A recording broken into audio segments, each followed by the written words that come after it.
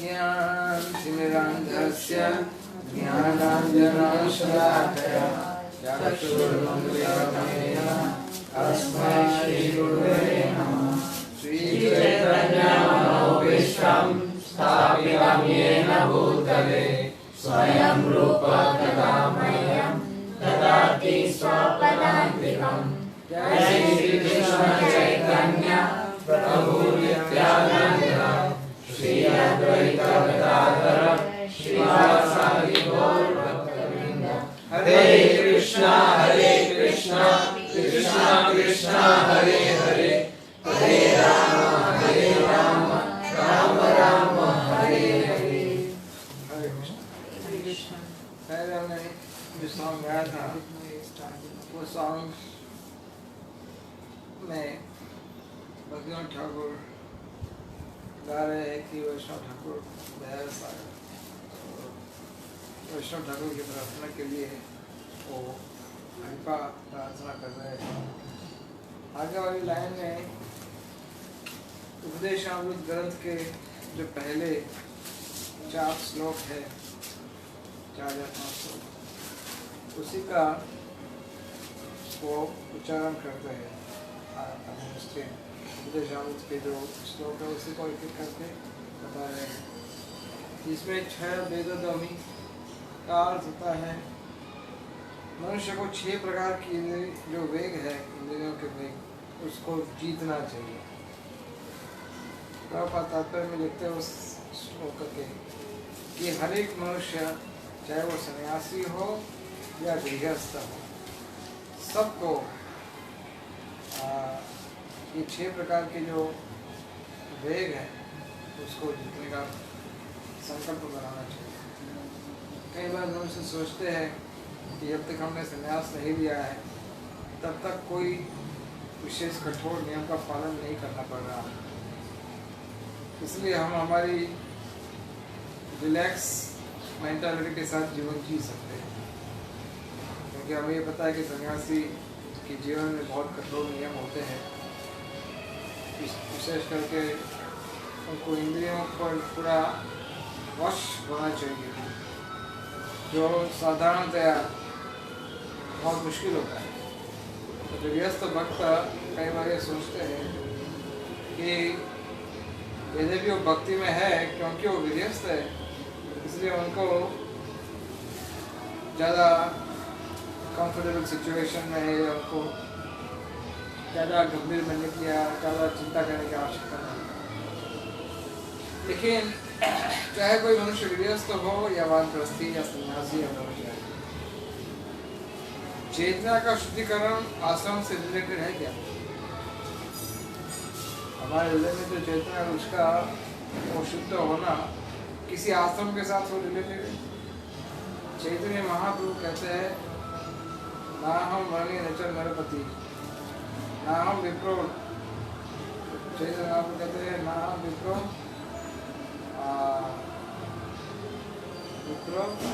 फिर नरपति, ना विष्णु नचर नरपति, ना विश्वनामी चित्रो, ना हम वर्णी नचर गृहपति, नो वनस्थो यतिर्वा किंतु प्रद्युम्न निखिल परमानंद।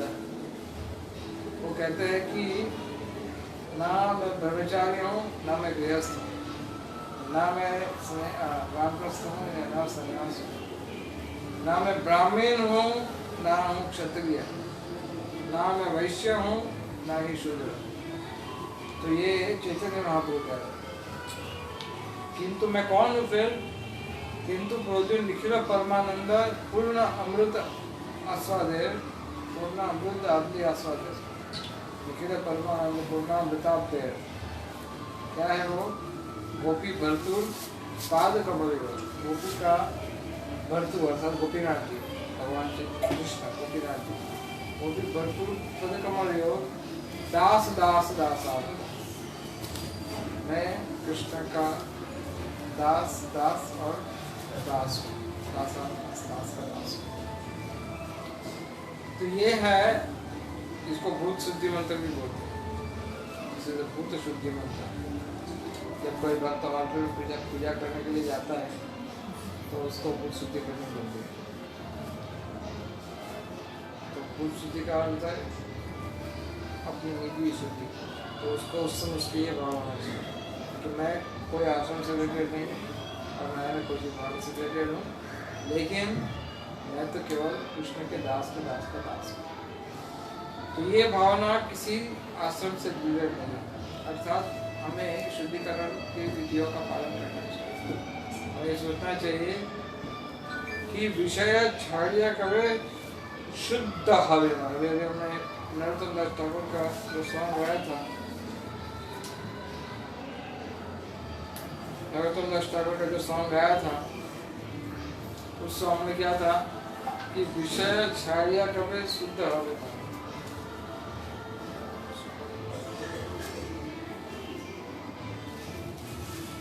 कब मेरा मन विषयों को छोड़ करके शुद्ध होगा, कभी हम हरि वो श्री वृंदावन, ये वृंदावन धाम का दर्शन कोई भक्त तभी कर सकता है जब उसका हृदय विषयों से शुद्ध होगा। और उसमें ये नहीं पूछा गया कि वो ब्रह्मचारी है या गृहस्थ है, सन्यासी है, ये तब नहीं पूछा गया। विषयों से मन शुद्ध होगा तभी वो व्यक्ति वृंदावन धाम को देख पाए। वो कहेगा नहीं मैं टिकट लेके गया था कटाया मैं वो देखा, ठीक है आपने जो देखा, लेकिन असली वृंदावन धाम जो है वो तो उन्हीं भक्त को दर्शन दे सकते हैं कि जिन लोग का अच्छा संसार वासना मोरे कभी संसार वासना जिसकी शून्य हो गई, वो व्यक्ति वृंदावन धाम का दर्शन कर सकते हैं। तो मैं समझता कि मैं ये मानता हूँ कि आज मेरी संसार वासना शून्य नहीं होगी है, तो इसका अर्थ क्या है कि मुझे कभी शून्य नहीं करनी, मुझे इसके लिए प्रयास करना चाहिए। आज नहीं हुई है ठीक है, लेकिन इसका अर्थ ये तो नहीं कि कल नहीं होगी, मुझे इसके लिए सोचना चाहिए, प्रयास करना चाहिए। कुछ दिन पहले मैं लेक्चर देखा तो उसमें बता रहा था कि वक्त को जब डायरिया हो रहा है, जिसको डायरिया हो गया, तो डॉक्टरों को कहते हैं कि आपको दवाई तो खानी पड़ेगी, लेकिन साथ साथ में आप खिचड़ी खा सकते हो मैक्सिमम, बस खिचड़ी या वो कुछ खा सकते हो, उससे ज़्यादा कुछ नहीं। या तो फिर आप पकौड़े नहीं खा पाओगे। कितने दिन से डॉक्टर साहब कहते हैं पूरे कम से कम 2 दिन, आज और कल 2 दिन आप पकौड़े नहीं खा पाओगे। तब हम क्या सोचते हैं कि बस 2 ही दिन तो पकौड़े नहीं खाने, तीसरे दिन तो खा ही सकते हैं, उसको क्या प्रॉब्लम, 2 दिन ही नहीं खाना है बस 2 दिन, तो हम कंट्रोल कर लेते हैं, राइट, नहीं खाते पकौड़े। कोई अगर देता भी है तो कहते हैं नहीं मैं अभी तो नहीं खा सकता, तो फिर ठीक है बाद में कभी खा सकते है ना, ऐसे परिस्थिति। तो जैसे 2 दिन पकौड़ा नहीं खाना डॉक्टर ने बोला, उसी तरह से इस लाइफ में केवल ये जीवन तक हमारी जो संसार वासना है, इंद्रियों की इच्छा है, ये जीवन थोड़ा सहन करना है, ये थोड़ा इस लाइफ को थोड़ा सहन कर लो, फिर आपको कोई भी समस्या नहीं, फिर आपको डिस्चार्ज करने हॉस्पिटल से, नो प्रॉब्लम, हॉस्पिटल से डिस्चार्ज करना, हॉस्पिटल में हो इसलिए आपको सुई डाली जा रही है, बाकी अब डॉक्टर का कोई हृदय से ऐसा इच्छा नहीं है कि आपको सुई डाली जाए, नो सच इंटेंशन कि आपको बॉइल खाना दिया जाए।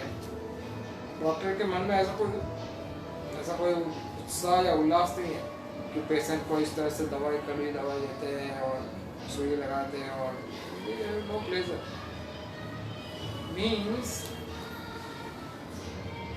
ये कहने में कोई सुख नहीं प्राप्त हो रहा है हमें कि आपको इंद्रिय भोग करने से मना किया जा रहा है, सुख के लिए मना किया जा रहा है। वास्तव में हम ये चैतन्य महाप्रभु ऐसा चाहते हैं, गुरु परंपरा ऐसा चाहती है, हमारे गुरुजन ऐसा चाहते हैं कि हम हॉस्पिटल से डिस्चार्ज हो रहे हैं। तो इसके लिए थोड़ा परहेज बता रहे हैं कि आप संसार वासना को इस जन्म के लिए थोड़ा संभाल, इस जन्म में इसके पीछे मत पड़ना, थोड़ा सा संयम कर लो। That much if you can do, entire life next life is please discharge मिलेगा. So last time we were discussing about the wrong ways of association with the equals. Equals के साथ गलत तरीके से व्यवहार अथवा संग. इसका उदाहरण हमने बताया था प्रजल्पा. मनुष्य कृष्ण भक्ति में आने के पश्चात भी अपने समान लोगों से अननेसेसरी प्रजल्पा की बातें करते हैं. कई बार मैंने आपको उदाहरण दिया, कुछ भक्त सोचते हैं कि मंदिर में तो केवल अब तो प्रजल्पा है, अब तो यहाँ पर आने का कोई फायदा ही नहीं है, जिससे भी बात करो वो सोशल टॉपिक रहता है, भगवान के विषय में कुछ बात ही नहीं करना है. लेकिन जिसको जैसा चाहिए उसको वैसा मिल जाए. ये यथा माम प्रबल देखे ता सत्तर बजा. भगवान हमारी इच्छा को देखते हैं. भगवान देखते हैं कि आप क्या चाहते हैं. फिर आप कहेंगे नहीं हम तो कोई भी चाहे, भगवान को समझ के देना ही है, हम तो कुछ भी चाहे, हमारा तो मन ही भौतिक है, काम तो ऐसे ही चाहेंगे. लेकिन मंदिर तो भगवान का घर है, तो मंदिर में तो सब कुछ सही होना चाहिए. तो यही समस्या होती है कि लोग एक्सपेक्टेशन हाई होते हैं. लोग सोचते हैं कि संसार में सभी सुखदेव गोस्वामी होने चाहिए, हमारे मंदिर में सारे सुखदेव गोस्वामी ही होने चाहिए, ऐसे सोचते हैं, एक्सपेक्ट करते हैं, क्योंकि वो खुद को परीक्षित महाराज समझते हैं. तो भक्त भगवान उसकी भावना को देखते हैं और फिर भगवान चेक करते हैं कि उसको कितना इच्छा आगे बढ़ेगा. अगर उसके आगे बढ़ने का इच्छा है कृष्ण भक्ति में, तो स्वाभाविक रूप से वो प्रजल पद से दूर रहेगा. अदरवाइज वो उसको इट इज ऑल मोर और less it is all like comfort zone. हमारा मटेरियल कंडीशनिंग के कारण जैसे पानी होता है, उसको बताना नहीं पड़ता कि फ्लो कहाँ करना. पानी को दिशा नहीं बतानी पड़ती कि फ्लो कहाँ होना है. पानी अपने आप वहीं पर चला जाता है जो जगह नीचे होती है. doesn't need any direction, doesn't need any guidance. उसको कोई एजुकेशन नहीं चाहिए, कोई ट्रेनिंग नहीं चाहिए, कुछ नहीं चाहिए, पानी अपने आप चला जाता है ना नीचे की ओर. द सेम वे, क्योंकि हमारी मटेरियल कंडीशनिंग है, इसलिए हम स्वाभाविक रूप से जहाँ पर भी 1% भी कंफर्ट मिलता है मटेरियली, हम उसको पकड़ लेते हैं. उसके लिए ट्रेनिंग की आवश्यकता नहीं है, वो अपने आप हम पकड़ लेते हैं. जैसा कि हम चार लोग इकट्ठे थे, तो 4 लोग इकट्ठे थे और उसमें से मैंने थोड़ा सा लूज बिहेवियर किया, तो क्या होगा कि 4 में से मैं ऐसे एक ही व्यक्ति को सिलेक्ट करूँगा कि जो प्रजल्पा करने के लिए मेरे साथ ऑटोमेटिकली. लेकिन प्रोग्रेस करने वाले भक्त जो होते हैं, उनका ये मैराथन कांस्टेंट चलता है. कांस्टेंट अर्थात समझ लो कि अगर आप लोगों को भी ट्रैकिंग किया पर्वत के ऊपर, आपने किया है टिपिकल ट्रैकिंग का स्टेप्स को रोप वाला किसी ने किया है? आपने किया रोप? तो रोप वाले में क्या होता है कि आपको रोप को पकड़ करके ऊपर जाना है, राइट? तो जब आप ऊपर जाते हो, सो 1 सेकंड, एक छोटी सी गलती आपको वापस नीचे लगा सकते हैं, राइट? छोटी सी गलती रोप से अगर ऊपर चढ़ रहे हो तो जो चढ़ने की प्रोसेस है वो कहीं पर आप रोक सकते हो. आइडियली आप विश्राम कर सकते हो थोड़ी देर के लिए पकड़ करके, राइट? लेकिन आप इतनी मेहनत करके ऊपर चढ़ते हो तो आप नीचे उतरना पर बोलेंगे तो आप कंफर्टेबल हो, फिर आप थोड़ा नीचे उतर जाओ. मतलब इतना वो मेहनत करके कहाँ पाँव रखना पड़ता है, जगह चेक करनी पड़ती है कौन सी जगह पाँव रख के ऊपर चढ़ सकते हैं यार, रस्सी को पकड़ करके. सो स्पिरिचुअल मैराथन हमारा कांस्टेंट प्रोसेस है.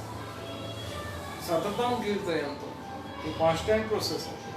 भगवद गीता के भगवान कई श्लोकों में भगवान ये कहते हैं, जैसे यो मां स्मृति नित्य सह सदा तद्भाव भावित। सदा शब्द आता है बार बार, नित्य सह शब्द आता है, नित्य युक्त आता है, फिर सततम आता है, अनन्य आता है। कितनी जगह पर बताया भगवान।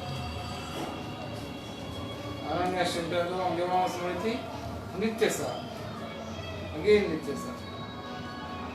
There are so many places Krishna is saying it is constant, निरंतर चलने वाली बात है। ये रुकावट, हाँ भागवतम के कहना है अप्रतिहता। अप्रतिहता, अप्रतिहता का अर्थ क्या होता है? कांस्टेंट, निरंतर चलना। कृष्ण भक्ति, तभी आत्मा को शांति प्राप्त होती है। ब्रेक वाली भक्ति जो होती है ना, उसमें नुकसान हमारा ही होता है। नुकसान क्या होता है कि हम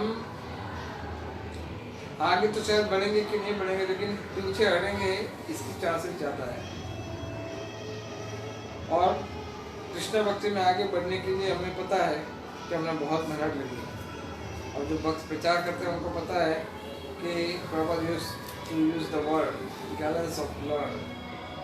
किसी व्यक्ति को 16 माला तक पहुंचाने के लिए बहुत मेहनत की आवश्यकता होती है। आप लोग प्रचार करते आपको पता है कि 16 माला तक किसी को पहुंचाना है तो उसको हाथ पाँव नाक माथा सब कुछ झुकाना पड़ता है, तब जाके भाई सब 16 माला करेंगे। तो बहुत मेहनत लगती है 16 माला कराने के लिए।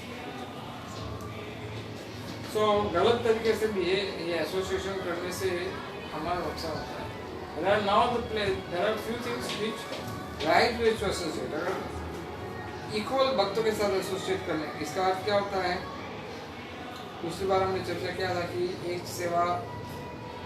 ही सेवा दोनों के सामने, तब वो इक्वल मान जा सकते हैं। या फिर दोनों का विचार एक जैसा आता है तो वो एक माने जा सकते हैं। ऐसे कई सारे ऐसे तरीके हैं जिससे आप इक्वल भक्त के रूप में एक दूसरे को समझ सकते हैं। Equals, so what are the right ways to associate with them, with equals? Vaishnava behaviour और वैष्णव एटिकेट के अंदर रह करके एसोसिएट करना चाहिए। वैष्णव बिहेवियर का अर्थ क्या होता है कि आप कोई मंडेन जोक्स, मंडेन बातें या फिर उनके साथ एलोमेंटली या फिर क्या बोलते हैं उसको, इंसल्टिंग रूप में बात नहीं कर सकते। मतलब आप उनके साथ उनके इक्वल हो, लेकिन इसका अर्थ ये नहीं होता है कि आप उनको इंसल्ट भी कर सकते हो या उनको इग्नोर कर रहे हो या किसी भी प्रकार से वैष्णव जो विचारधारा है उसका उल्लंघन कर रहे हो। चाहे वो इक्वल है तो क्या हो गया, कोई कई बार सुनते सम पीपल हैव टेंडेंसी कि इक्वल को लेस रिस्पेक्ट देना, ये नॉर्मल टेंडेंसी आ जाती है माइंड। ये तो मेरा इक्वल है ना, इसको लेस रिस्पेक्ट अगेन कंफर्ट से मुझे ये कंफर्टेबल लगता है क्योंकि रिस्पेक्ट देना तो आता नहीं किसी को। सीनियर को कैसे भी करके इकट्ठा करके मेहनत करके किसी को सीनियर को रिस्पेक्ट दे देते, लेकिन इक्वल को रिस्पेक्ट नहीं देंगे तो चलेगा। No, you should give respect. Also दोनों भक्तों का संग का परिणाम यह आना चाहिए कि उनका गुरु और कृष्ण के प्रति श्रद्धा बढ़े और उनकी सेवा बढ़े, सेवा का encourage. This is the way of discussing. आपस में बात करने का अगर इक्वल है तो वो भी यही सोचते हैं कि किस तरह से भक्त का भगवान गुरु के प्रति श्रद्धा हो। इक्वल का जो इसका ऑपोजिट क्या होता है, पुलिंग, कैटेगरी की मानसिकता, क्या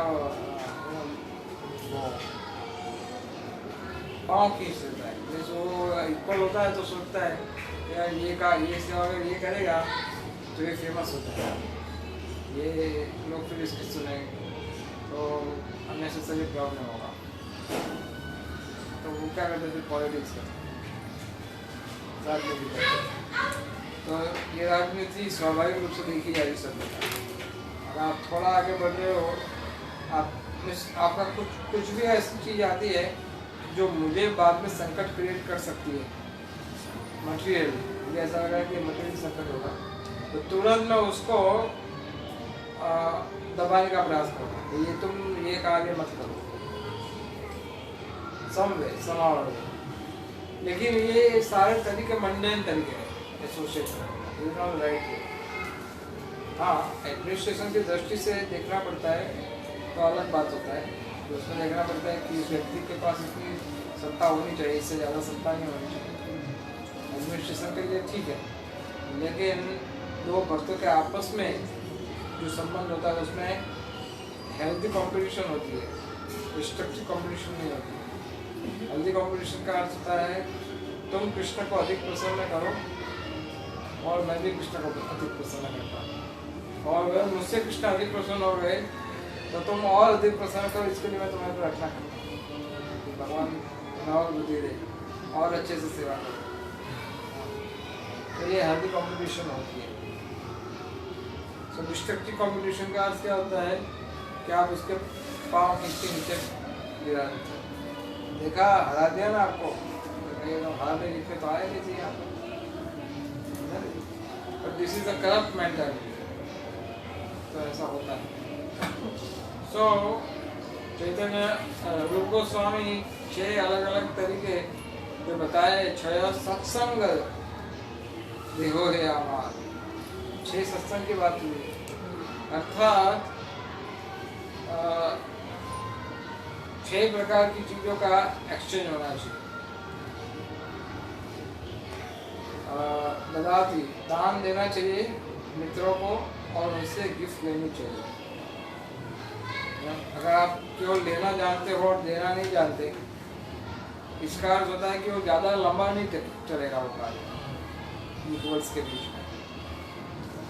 और आप केवल देना ही जानते हो और लेना नहीं चाहते, आप गिफ्ट देते रहोगे, लेकिन कोई अगर आपको गिफ्ट देगा तो आप उसको मना कर दो, बोले नहीं मैं गिफ्ट नहीं देता किसी का, सॉरी।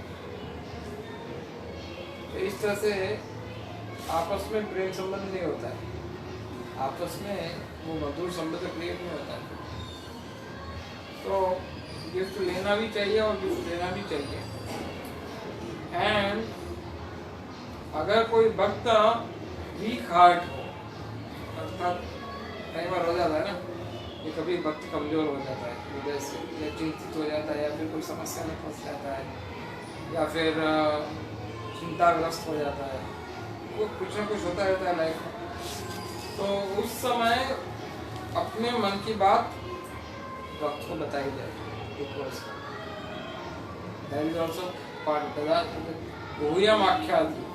अपने मन की बात उनके सामने प्रस्तुत की जाए, और केवल उन्हीं के सामने प्रस्तुत की जाए जिस पर आपको पूरा विश्वास है। ऐसा नहीं कि यू टॉक टू एनीबॉडी। कुछ लोग होते हैं पूरा डिंडरा पीड़ देते हैं, इससे कुछ फायदा नहीं होता। तो उस व्यक्ति के साथ जो आपका विश्वासी हो, और दूसरा कि जो आपकी बात को आप तक ही रखता है। ये भी एक इम्पोर्टेंट, अगर आप प्रचार करना चाहते हो तो ये आपकी क्वालिटी एक्सपेक्ट की जाती है कि आप किसी की बात किसी को एडवर्टाइजमेंट के रूप में नहीं बताते। यू शुड लर्न, सीखना चाहिए कॉन्फिडेंशियल मैटर। और अगर कभी कभी कुछ सामने वाला भक्त इक्वली है फिर भी वो प्रचार करता है, इक्वली है हमारा, लेकिन वो हमें प्रचार करता है और हमें हमारे गुरु की शिक्षाओं के प्रति फिर से उजागर करता है। इक्वल भक्त भी कि भक्त देखो प्रभु आपकी बात सही है, लेकिन यहाँ पर आप गलती कर रहे हो, ये चीज़ अगर आप ये चीज़ आपको नहीं करनी चाहिए, ये आपकी समस्या का पूरा प्रॉब्लम इधर ही है, इसलिए आप ये डिस्टर्ब हो रहा है। तो इस तरह से उनकी बात को सुनना चाहिए। और ऐसा भी होता है कि फिर सामने वाले भक्त को आपकी आवश्यकता पड़ती है, उस समय फिर आप उनको सहायता करते हो कि देखो मैं ऐसा समझता हूँ कि इसका ये परिणाम, इसका अर्थ ये नहीं होता है तुम तो मेरे इक्वल हो, तुम्हें क्या होता है, तुम मुझे सिखाओगे कृष्ण भक्ति में क्या क्या जाते हैं, इसलिए लॉन्ग बैठे। आगे बढ़ने वाला जो भक्त होता है उसका क्या होता है, कनेक्शन, गाइडेंस और इंस्पिरेशन के लिए तैयार होना चाहिए। कोई अगर उनको सुधार करना चाहता है तो वो तैयार होना चाहिए, मना नहीं कर देना चाहिए कि नहीं मेरे में कोई सुधार की आवश्यकता है। लेकिन मेरे में सुधार की आवश्यकता है, लेकिन मैं तुमसे तो नहीं सीखूंगा। भले मैं बाहर जाऊँगा, अहमदाबाद के बाहर कोई टीचर को ढूंढूंगा, कीबोर्ड को ढूंढूंगा, लेकिन तुमसे तो नहीं सीखूंगा। अहमदाबाद में मैं पढ़ाने के लिए किसी बाहर से डिवोट को बुलाऊंगा, लोकल कोई वक्त मुझे चाहिए ही नहीं सिखाने वाला, क्योंकि सबका मैं इतना आगे बढ़ा हुआ भक्त हूँ, ये लोग मुझे क्या सिखाएंगे, उनको आता क्या है। This is not a Vaishnava behaviour, ये वैष्णव बिहेवियर नहीं, दिस इज हैपनिंग एवरीवेयर, ये कॉमन हो रहा है। क्योंकि वैष्णव आचार विचार तो समझ नहीं सकते। यहाँ पर लिखा गया कि इक्वल से सीखना चाहिए।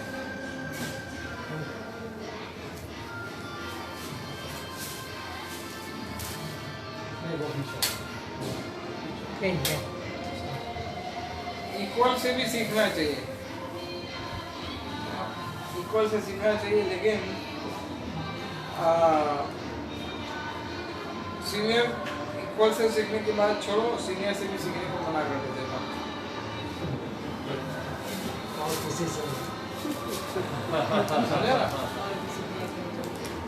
इक्वल यहाँ पर हम चर्चा करें कि इक्वल से सीखना चाहिए। अरे इक्वल की बात क्यों करें हम, नए लोगों से भी सीखना चाहिए। कितने गुरु थे?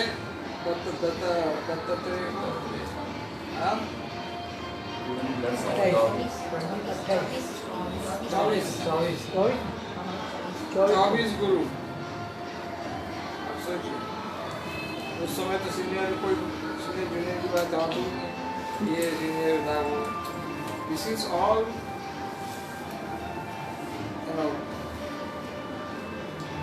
impurities of our mind।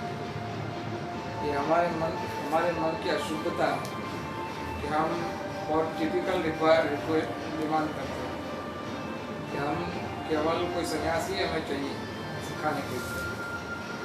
This is another way of egoism और कुछ नहीं, ये अहंकार का प्रदर्शन और कुछ नहीं। इसलिए मैं इस बात को इसलिए बता रहा हूँ क्योंकि सीखने के लिए तो कोई भी सिखाए हमें, फर्क क्या बनता है। फर्क केवल इतना ही है कि वो बात हमें कृष्ण भक्ति में आगे बढ़ाने के लिए इम्पोर्टेंट होनी चाहिए, बस वो सिखाने वाला कोई भी हो।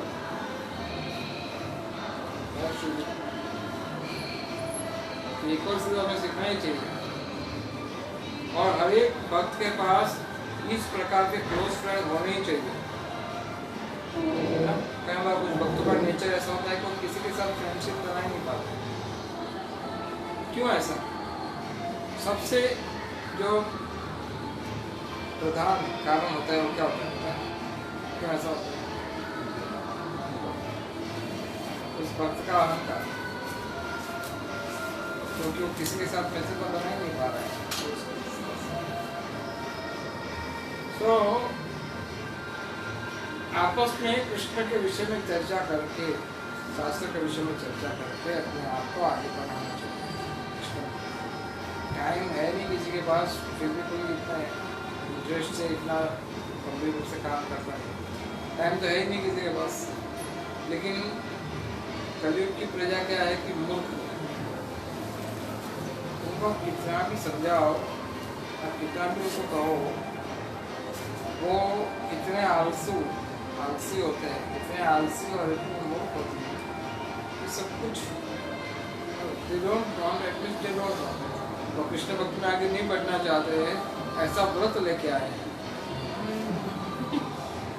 ऐसा प्रतिज्ञा करके आए कि मैं संसार में किसी की हिम्मत हो तो मुझे भक्त बना करके दिखाए। हाँ तो देखिए उसकी शक्ति हो तो मुझे परिवर्तन करना। ऐसे लोगों से उनको क्यों प्रसाद खिलाया जा सकता है, तो प्रसाद खाओ। क्योंकि जो एनिमल्स होते हैं ना, एनिमल्स को प्रसाद खिलाने से वो लोग दूसरे जन्म में भक्त के घर में जन्म लेते हैं। और कलयुग के जो लोग होते हैं उन लोग को अपने आप को एनिमल बोलने में भी उनको कोई समस्या नहीं। They have no fear, no problem. उनको कुछ फर्क नहीं पड़ता अगर कोई उनको एनिमल भी बोलता है, कुछ फर्क नहीं पड़ता। हाँ पढ़ाया जाता है तो सोशल शब्द एक्स्ट्रा है, बाकी कोई लगा नहीं बनता। तो इसलिए ये नहीं सोचना चाहिए कि प्रभु जी हम तो ऐसा सोच के आए हैं कि भाई हमसे तो जितना होगा ना उतना ही करेंगे, बाकी सब अगले नाम का सब। I cannot do this. Chant, chant, chant. Can. Chaitanya Mahaprabhu Shri Prabhupada एक एग्जाम्पल दे रहे थे। एक व्यक्ति था, उसको कहा मृत्यु के समय में उसका मरने ही वाला था, वो मरने ही वाला था। और मरने के समय पे क्या बोला उसने, किसने कहा भाई चैन चैन चैन, जबकि ये मारा तो वो बोल रहा था कैन कैन कैन, नहीं कर सकता नहीं कर सकता। इतने में तो वो हरिनाम बोल ही सकता था, but no you can not.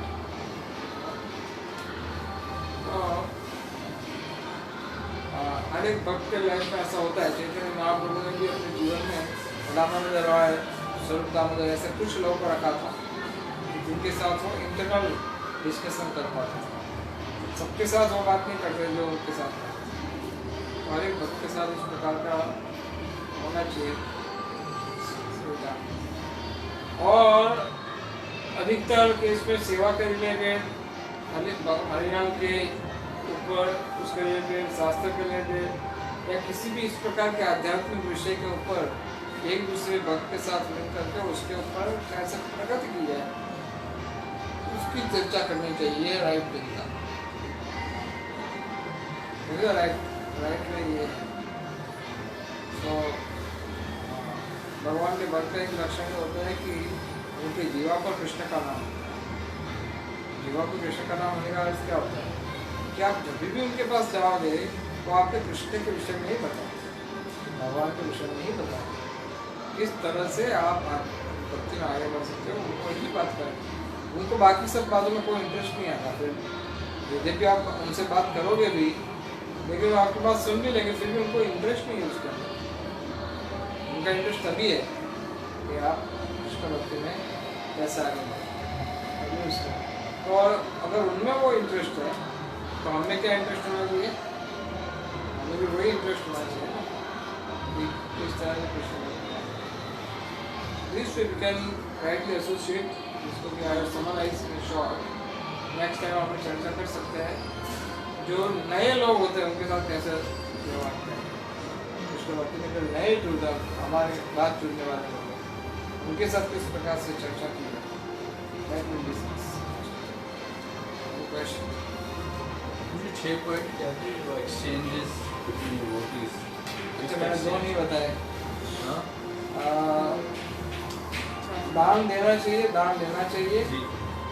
फिर मन की बात बतानी चाहिए और मन की बात सुननी चाहिए, और भोजन के लिए उनका आमंत्रण करना चाहिए कि आप हमारे घर भोजन लेने आइए। भोजन के लिए आमंत्रण देना चाहिए, और जब वो हमें बुलाए तब उनके घर भोजन के लिए जाना भी चाहिए। सॉफ्ट हार्टेड बोला था आपने, soft hearted after gift exchange you mentioned for soft hearted devotees उनकी बात सुननी चाहिए, दिल की बात उसी से रिलेटेड सुननी चाहिए उसके। So we should try to क्या बोलते हो, family eat together,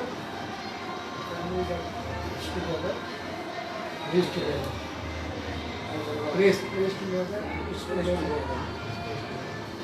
taste together stage together. जो फैमिली है ना, ऐसे बहुत सारी चीज़ें हैं तो प्रेज टुगेदर स्टेज टुगेदर। फिर ऐसा भी है कि जो लोग साथ में बैठ के प्रसाद लेते हैं उनके बीच में आपस में बॉन्डिंग ऑटोमेटिक बढ़ता है। इसमें कुछ करना नहीं पड़ता, अपने आप ही बढ़ जाता है। ईट टुगेदर बोलते हैं ना कि we had lunch together, we had dinner together, ऐसा बोलते हैं। What does it mean? That means you are getting closer to that person. उस व्यक्ति के आप करीब हो तभी तो आपके साथ बैठ के भोजन ले रहा है। So that's like